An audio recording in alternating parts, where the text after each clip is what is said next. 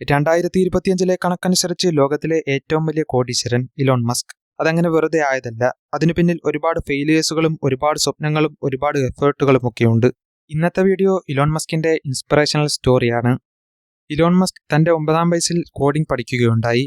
അങ്ങനെ തന്റെ 12ാം വയസ്സിൽ ഒരു ഗെയിം ഡെവലപ്പ് ചെയ്യുകയും അത് മറ്റൊരു കമ്പനിക്ക് വിൽക്കുകയും ചെയ്തു.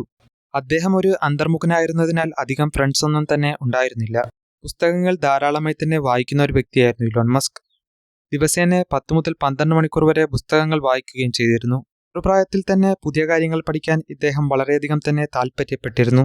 ഉപരിപഠനത്തിനു ശേഷം ഇലോൺ മസ്ക് തന്റെ സഹോദരനുമായി അദ്ദേഹത്തിന്റെ ആദ്യത്തെ സ്റ്റാർട്ടപ്പ് തുടങ്ങുന്നു. ഈ ഒരു കമ്പനി ഇലോൺ മസ്ക് വളർത്തിയെടുക്കുന്നു. തുടർന്ന് $370 മില്യൺ വിൽക്കുകയുമുണ്ടായി. ബാങ്കിലെ ക്യൂ പരിഹരിക്കാൻ അദ്ദേഹം X.com എന്നൊരു കമ്പനി തുടങ്ങുന്നു.